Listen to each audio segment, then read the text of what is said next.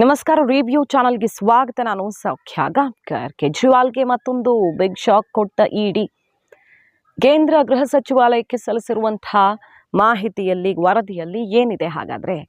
ಆಪ್ಗೆ ಕೇಜ್ರಿವಾಲ್ಗೆ ಸಂಕಷ್ಟದ ಮೇಲೆ ಸಂಕಷ್ಟ ಎದುರಾಗ್ತಾ ಇರೋದು ಮಾಹಿತಿ ಮುಂದೆ ಇಡ್ತಾ ಇದೀವಿ. ಮಿಸ್ ಮಾಡಿದ್ರೆ ನಮ್ಮ ಚಾನಲ್ನ ಸಬ್ಸ್ಕ್ರೈಬ್ ಮಾಡಿ, ಹಾಗೆ ನಿಮ್ಮ ಅಭಿಪ್ರಾಯ ಕಮೆಂಟ್ ಮಾಡಿ ತಿಳಿಸಿ. ಎಸ್ ವೀಕ್ಷಕರೇ, ಸದ್ಯ ಜಾಮೀನು ಮೇಲೆ ಹೊರಗಡೆ ಇದ್ದಾರೆ ಕೇಜ್ರಿವಾಲ್. ಮತ್ತೆ ಯಾವತ್ತು ಬೇಕಾದರೂ ಲಾಕ್ ಆಗಬಹುದು ಅನ್ನೋ ಪರಿಸ್ಥಿತಿ. ಸ್ವಾತಿ ಅವರದ್ದೇ ಪಕ್ಷದ ಸಂಸದೆ ಸ್ವಾತಿ ಮಾಡಿರುವಂಥ ಆರೋಪ, ಆ ಕೇಸ್ ನಡೀತಾ ಇದೆ. ಈಗಾಗಲೇ ಆಕೆಗೆ ದಾಳಿ ಆಗಿದ್ದು ಹೌದು ಅನ್ನೋದಕ್ಕೆ ಮೆಡಿಕಲ್ ಟೆಸ್ಟ್ಗಳಲ್ಲೆಲ್ಲ ಒಂದಿಷ್ಟು ಪುರಾವೆಗಳಿವೆ ಅಂತ ಹೇಳಲಾಗ್ತಿವೆ. ಅದು ಒಂದು ಸಂಕಷ್ಟ. ಪಕ್ಷಕ್ಕೆ ಎಲೆಕ್ಷನ್ ಹೊತ್ತಲ್ಲಿ ಎದುರಾದಂಥ ಸವಾಲು. ಇನ್ನೊಂದು ಕಡೆಗೆ ಇಡಿ ಈಗಾಗಲೇ ಕೋರ್ಟ್ಗೆ ಏನೇನು ಸಾಕ್ಷಿ ಇದೆ ಆಪ್ ವಿರುದ್ಧ ಅನ್ನೋದನ್ನು ಹುಡುಕಿ ಎಳೆದು ತಂದು ತೋರಿಸ್ತಾ ಇದೆ. ಬೇಕಾದಷ್ಟು ಅಕ್ರಮಗಳಾಗಿವೆ. ಮತ್ತು ಈಗ ಆಪ್ ಕೂಡ ಅಕ್ಯೂಸ್ಡ್ ಆಗಿರೋದು, ಕೇಜ್ರಿವಾಲ್ ಕೂಡ ಅಕ್ಯೂಸ್ಡ್ ಆಗಿ ಚಾರ್ಜ್ ಶೀಟಲ್ಲಿ ಅವ್ರ ಹೆಸರನ್ನು ಸೇರಿಸಲಾಗಿದೆ. ಎಷ್ಟು ಮನಿ ಲಾಂಡ್ರಿಂಗ್ ಆಗಿದೆ, ಆ ಹಣವನ್ನು ಯಾವ ರೀತಿ ಪಕ್ಷದ ಚಟುವಟಿಕೆಗಳಿಗೆ ಬಳಸ್ಕೊಳ್ಳಲಾಗಿದೆ ಅನ್ನೋದೆಲ್ಲ ದಾಖಲೆಯನ್ನು ಇಡ್ತೀವಿ ಕೋರ್ಟ್ ಮುಂದೆ ಅಂತ ಹೊರಟಿರೋದು. ಈಗಾಗಲೇ ಕೆಲವು ದಾಖಲೆಗಳನ್ನ ಇಟ್ಟಿರೋದು ಇದು ನೋಡ್ತಾ ಇದ್ದೀವಲ್ಲ. ಇದ್ರ ಬೆನ್ನಲ್ಲೇ ಕೇಂದ್ರ ಗೃಹ ಸಚಿವಾಲಯಕ್ಕೆ ಇಡಿ ಕೊಟ್ಟಿರುವಂಥ ವರದಿಯಲ್ಲಿ ಏನಿದೆ?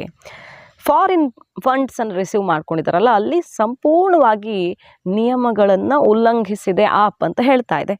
ಒಂದೇ ಪಾಸ್ಪೋರ್ಟ್ ನಂಬರು, ಕ್ರೆಡಿಟ್ ಕಾರ್ಡ್ ನಂಬರನ್ನು ಬೇರೆ ಬೇರೆ ಡೋನರ್ಸ್ ಯೂಸ್ ಮಾಡಿರೋದು ಹೇಗೆ? ಆಪ್ಗೆ ಡೊನೇಷನ್ ಕೊಡೋದಕ್ಕೆ ಬೇರೆಯವರು ಒಂದೇ ನಂಬರನ್ನು ಯೂಸ್ ಮಾಡಿಕೊಂಡು ಪೇಮೆಂಟ್ ಮಾಡಿದ್ದಾರೆ. ಸೊ ನಿಜವಾದ ಡೋನರ್ ಐಡೆಂಟಿಟಿಯನ್ನು ಮುಚ್ಚಿಟ್ಟಿದೆ ಆಪ್ ಅಂತ ಹೇಳ್ತಾ ಇದೆ. ಅದ್ರ ಬಗ್ಗೆ ವರದಿಯನ್ನು ಸಲ್ಲಿಸಿದ್ದಾರೆ. ಸುಮಾರು 7.08 ಕೋಟಿಯಷ್ಟು ಫಾರಿನ್ ಫಂಡ್ ಅಕ್ರಮವಾಗಿ ಬಂದಿದೆ 2014ರಿಂದ 2022ರ ಅವಧಿಯಲ್ಲಿ ಅಂತ ಹೇಳ್ತಾ ಇದ್ದು, ಎಲ್ಲ ನಿಯಮಗಳನ್ನು FCRA ಇನ್ನಿತರ ನಿಯಮಗಳನ್ನು ಗಾಳಿಗೆ ತೂರಿದೆ ಅಂತ ಇಡಿ ಈಗ ಆರೋಪಿಸ್ತಾ ಇದೆ. ಫಾರಿನ್ ಕಾಂಟ್ರಿಬ್ಯೂಷನ್ ರೆಗ್ಯುಲೇಷನ್ ಆ್ಯಕ್ಟ್ ಅಂದರೆ FCRA, representation of people act ಮತ್ತು ಇಂಡಿಯನ್ ಪೀನಲ್ ಕೋಡ್ ಇದೆಲ್ಲದರ ಉಲ್ಲಂಘನೆ ಮಾಡಿ ಆಪ್ ಫಂಡ್ ತಗೊಂಡಿದೆ, ಡೊನೇಷನನ್ನು ತಗೊಂಡಿದೆ ಅಂತ ಆರೋಪ ಕೇಳಿಬಂದಿದೆ. ವಿವಿಧ ದೇಶಗಳಿಂದ ಕೇಜ್ರಿವಾಲ್ ಫಂಡನ್ನು ರಿಸೀವ್ ಮಾಡಿದ್ದಾರೆ.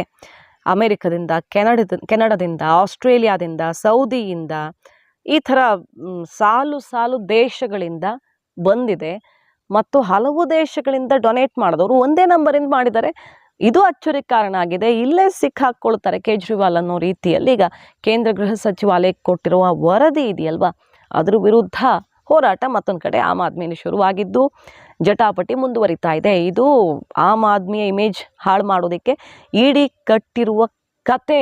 ಇಂತಹ ಕಟ್ಟು ಕಥೆಗಳಿಂದ ಆಪ್ ಮುಗಿಸೋದಕ್ಕೆ ಸಾಧ್ಯವಿಲ್ಲ ಅಂತ ಕೇಂದ್ರ ಸರ್ಕಾರದ ವಿರುದ್ಧ, ಇಡಿ ವಿರುದ್ಧ, CBI ವಿರುದ್ಧ ಎಲ್ಲ ಸೆಂಟ್ರಲ್ ಏಜೆನ್ಸಿಗಳು ಕೇಂದ್ರ ಸರ್ಕಾರ ಹೇಳ್ದಂಗೆ, BJP ಹೇಳ್ದಂಗೆ ಕುಣಿತಾ ಇವೆ ಅಂತ ವಾಗ್ದಾಳಿ ನಡೆಸಿರುವುದು. ಸೊ ಪನ್ನು ಸಂಘಟನೆಯಿಂದ, ಅಂದರೆ ಒಂದು ಉಗ್ರ ಸಂಘಟನೆಯಿಂದ ಕೇಜ್ರಿವಾಲ್ಗೆ ಫಂಡ್ ಬಂದಿದೆ ಅನ್ನೋದೊಂದು ಆರೋಪ ಈಗಾಗಲೇ ಕೇಳಿ ಬಂದಿವೆಯಲ್ಲ, ಆ ನಿಟ್ಟಿನಲ್ಲೂ ತನಿಖೆ ಆಗ್ತಾ ಇದೆ.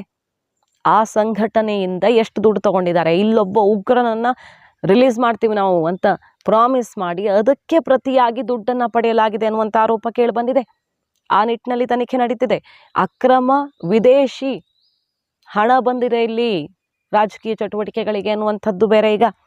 ಸೊ ಹೊಸ ಎಳೆಗಳನ್ನು ಎಳೆದು ತೆಗಿತಾ ಇರೋದು ಇಡಿ.